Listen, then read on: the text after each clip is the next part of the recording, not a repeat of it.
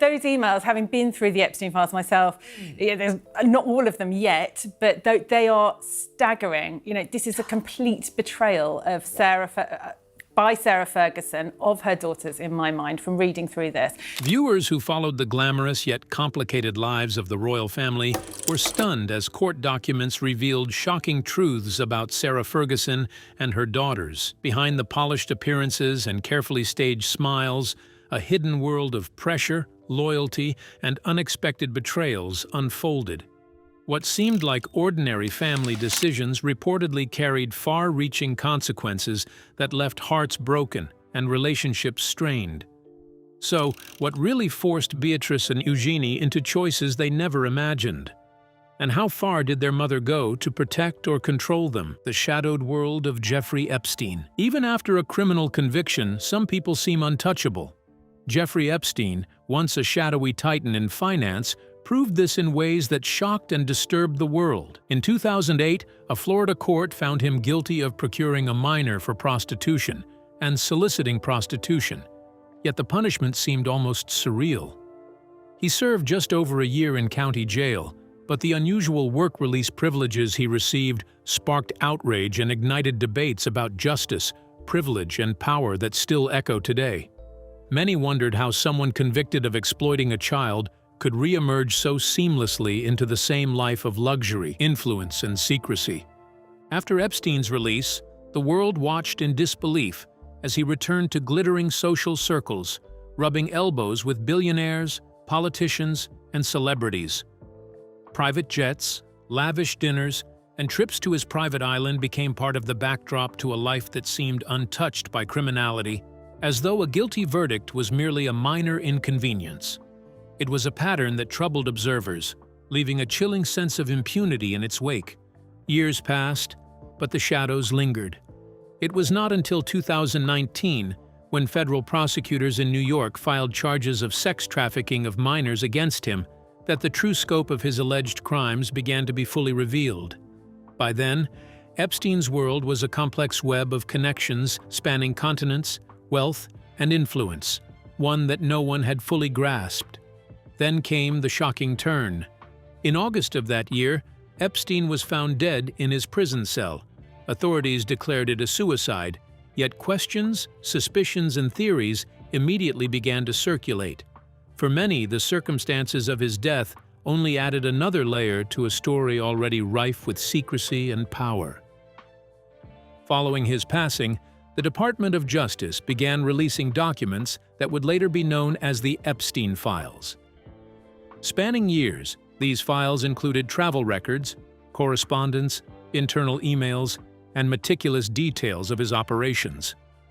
They offered an unprecedented glimpse into the machinery of his world, one of manipulation, influence, and exploitation. And yet, even with this treasure trove of evidence, the revelations were staggering. The names, the networks, and the scale of connections left observers stunned.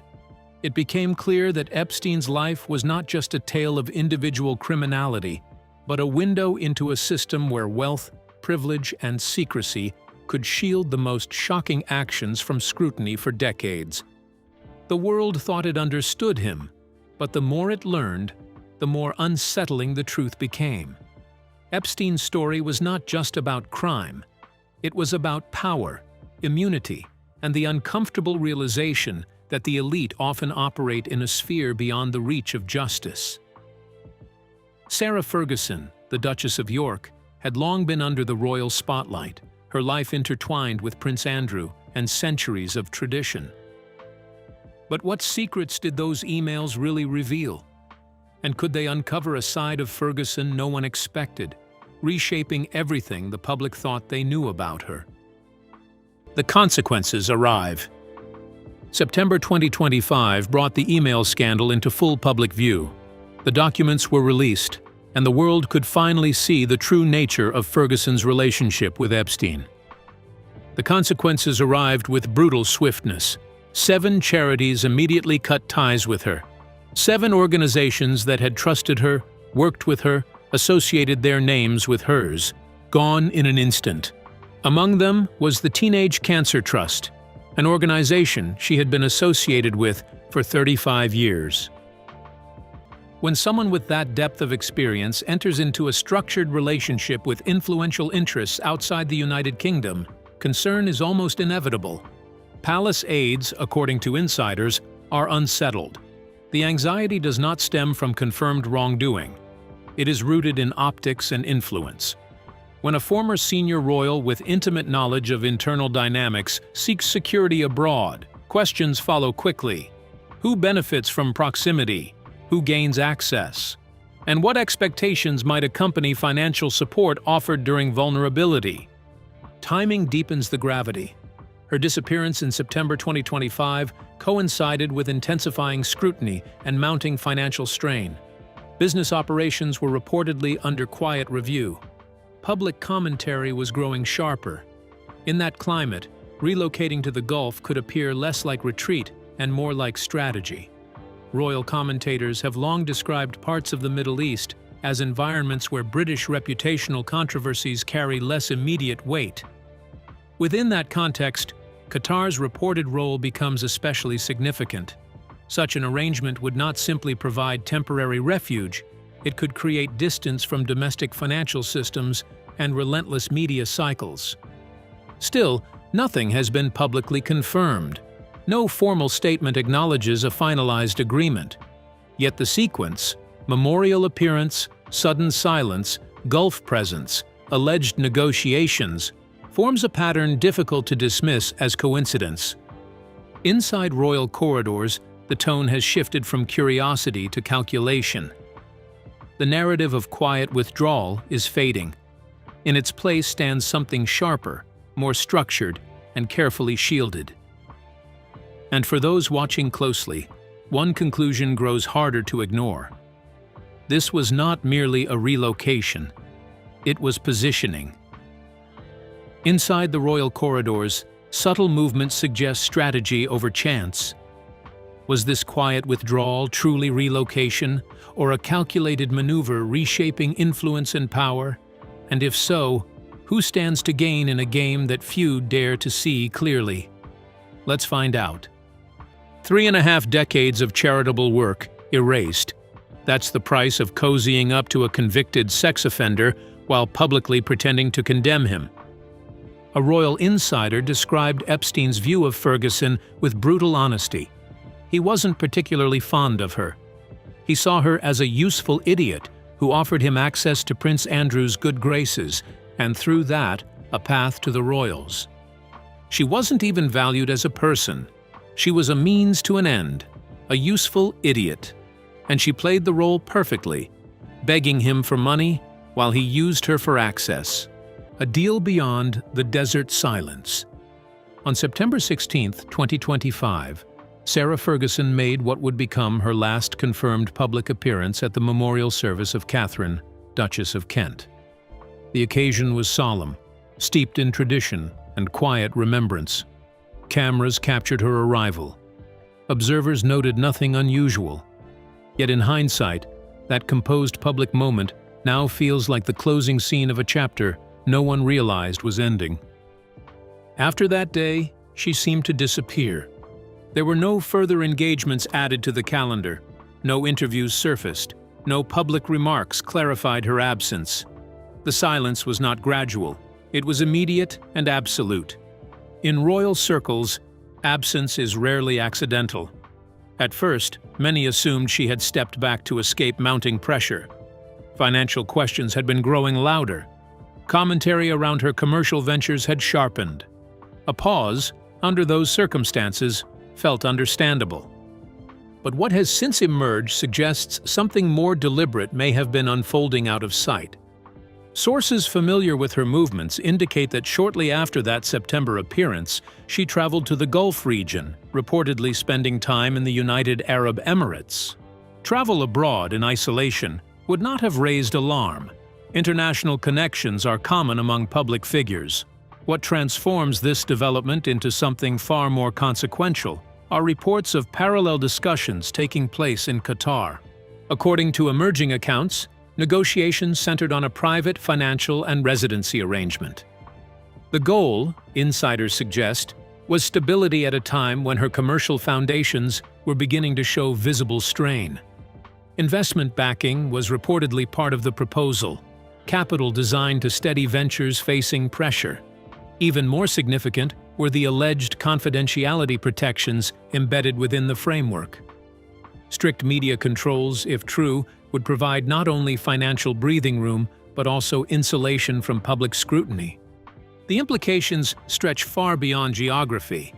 This is not simply about relocating from one region to another, it is about leverage and perception. Ferguson spent decades inside royal life. She attended high-level events, navigated personal and institutional tensions, and observed firsthand the delicate balance that sustains the monarchy. Princess Beatrice is the first child of Prince Andrew, Duke of York, and Prince Sarah Ferguson, Duchess of York. Since her birth on August 8, 1988, her position in the royal family has been spelled out. As the first daughter and granddaughter of Queen Elizabeth, she was never going to be on the ruling side of the country. However, she was the fifth in line to the throne. Unfortunately, she was never groomed for royal duties. As Princess Beatrice grew, she already had the consciousness that she must live her life as a silent royal. Right from childhood, Princess Beatrice lived quite differently from her cousins. As she grew up, her life differed from that of William. William had been prepared for kingship right from the moment he took his first step. Beatrice did not live a noisy or reckless life like Prince Harry, nor was she treated like a future queen compared to Kate Middleton. She wasn't the glamorous royal-turned-Hollywood star like Meghan Markle. The details of her life will leave you speechless. Beatrice is a royal who lived in the background, often overlooked, yet quietly making her way through life in a world where she was both privileged and somewhat lost. That's not all about her. We will reveal one interesting fact about her parents. Keep watching.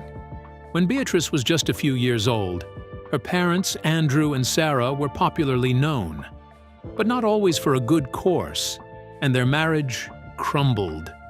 However, her parents were seen as the fun, down-to-earth royals who brought a bit of warmth to the monarchy.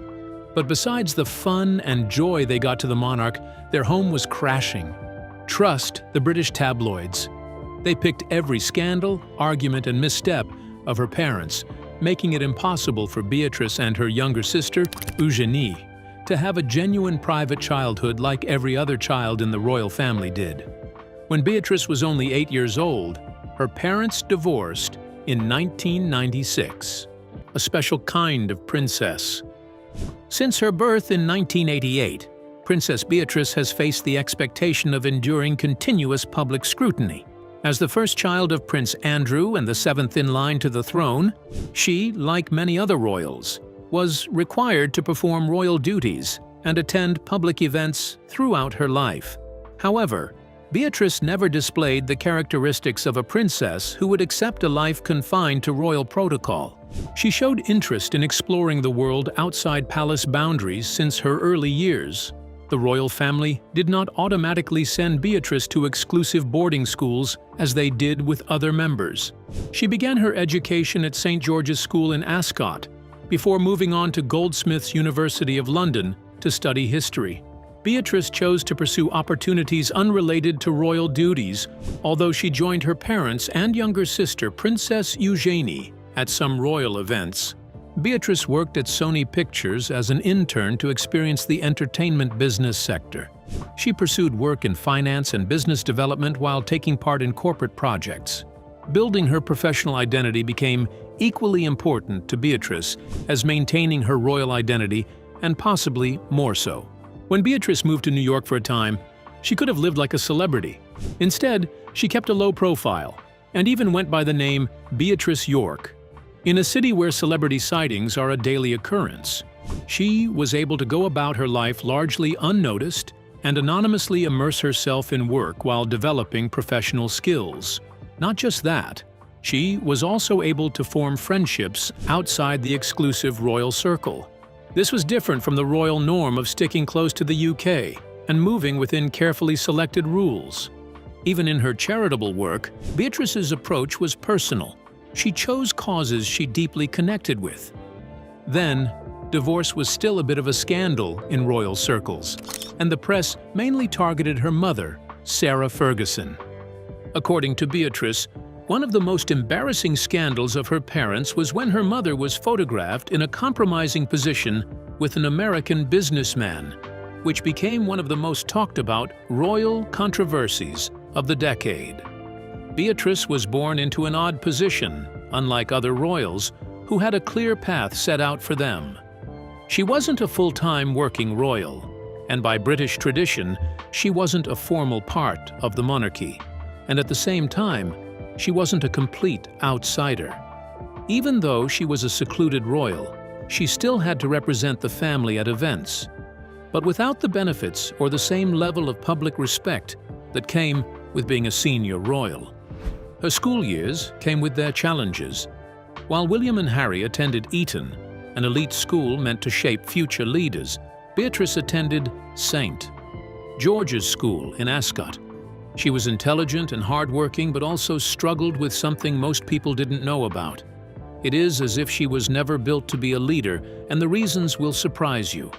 When Princess Beatrice was 7 years old, she was diagnosed with dyslexia, a medical condition that makes reading and learning difficult.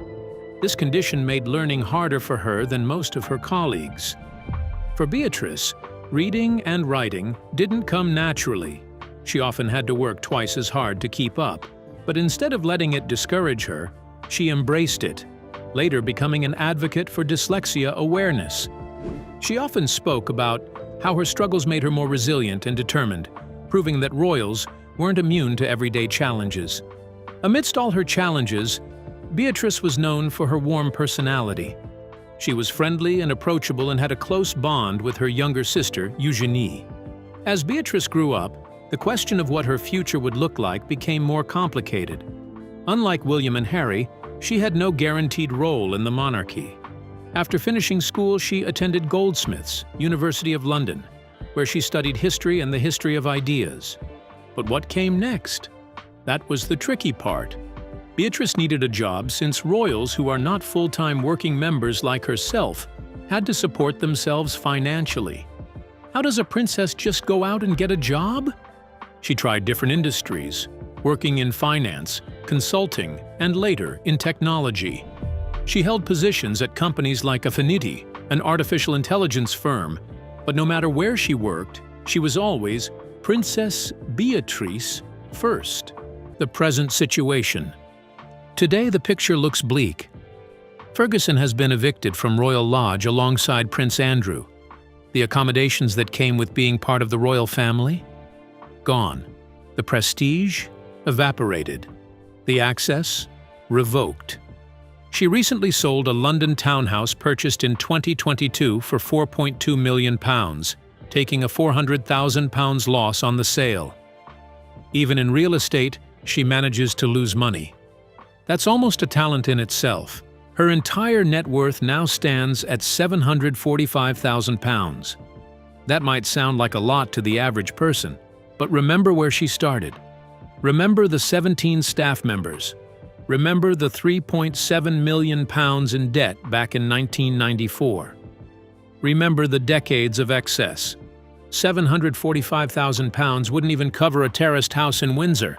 She has less money now than many middle-class families accumulate through a lifetime of careful saving and responsible planning. Sarah's Trust, her charitable foundation, has announced it will close for the foreseeable future.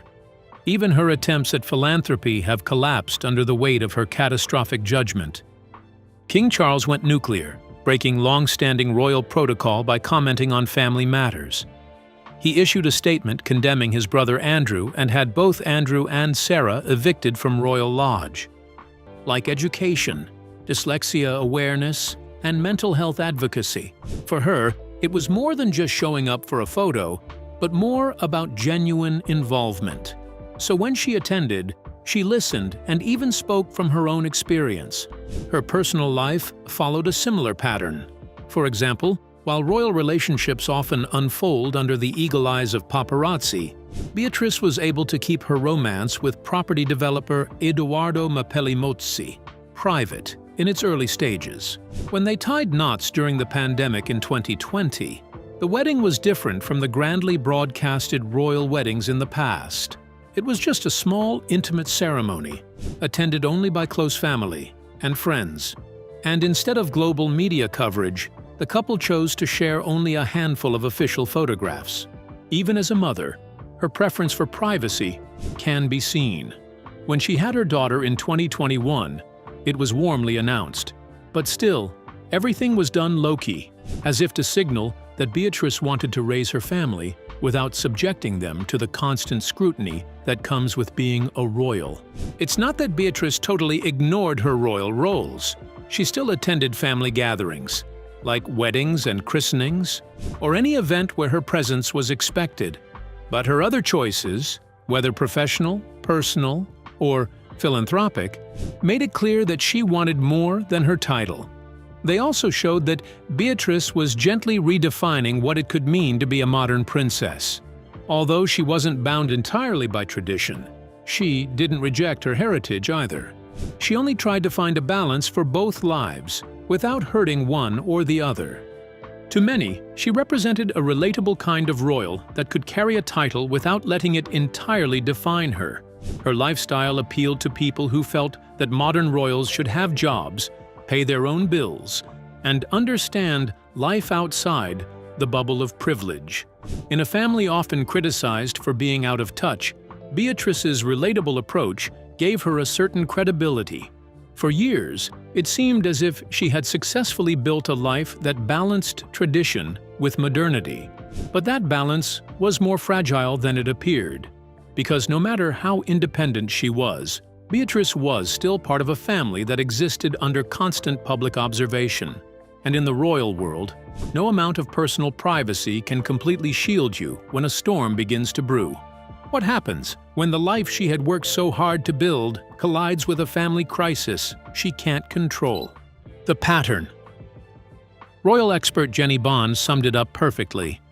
I've always thought her downfall was her hopeless grasp of money combined with her desire to have more of it. That's the core of it, isn't it? A complete inability to understand money combined with an insatiable appetite for spending it. It's not just about the suitcases or the ironed underwear or the dog meals or the personal trainer used twice. It's about a fundamental disconnect from reality. It's about living in a world where consequences don't apply, where bills are just pieces of paper that other people worry about, where the concept of enough literally doesn't exist in your vocabulary. And when that lifestyle becomes unsustainable, when even the Queen's bailout isn't enough, when the creditors are literally at the door threatening to expose you in the newspapers, you turn to a convicted sex offender for help. And you call him a supreme friend, and you joke about marrying him. Some have suggested Ferguson was in love with Epstein. The emails certainly show an uncomfortable level of familiarity and dependence. Whether it was love, desperation, or simply transactional necessity is unclear.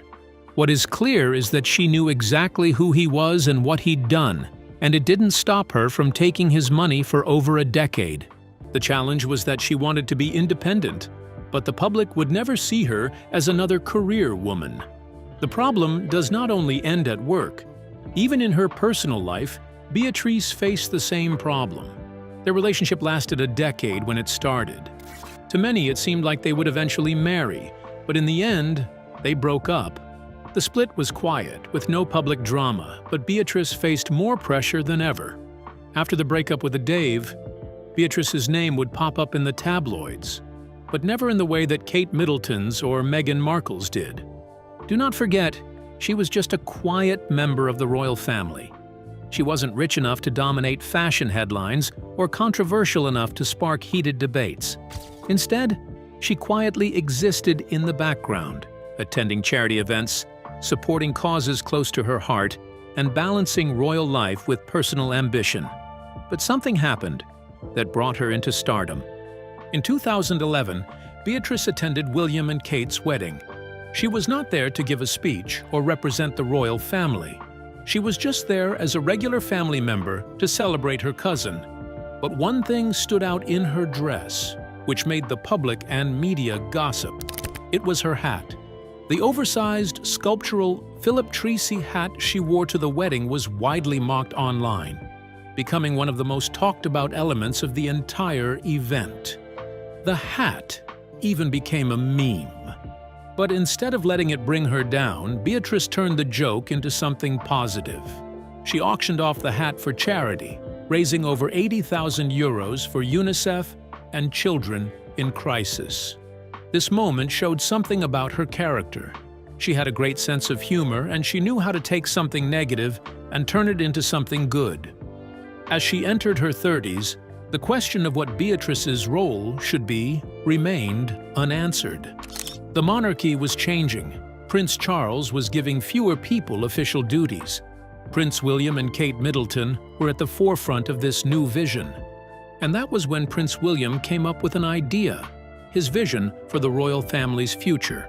The good news is that he believes Beatrice has a vital role in this future, and why he reached that conclusion will surprise you.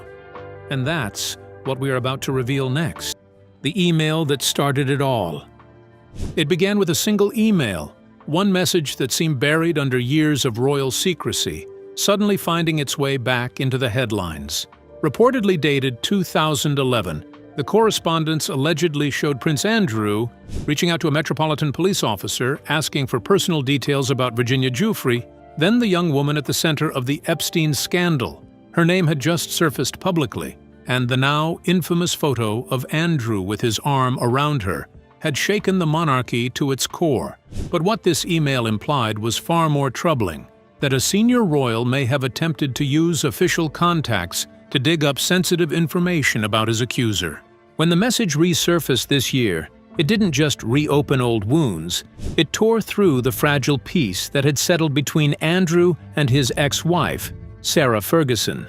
For years, the two had maintained an unconventional friendship, sharing a home at the Royal Lodge and presenting a united front despite the chaos surrounding them.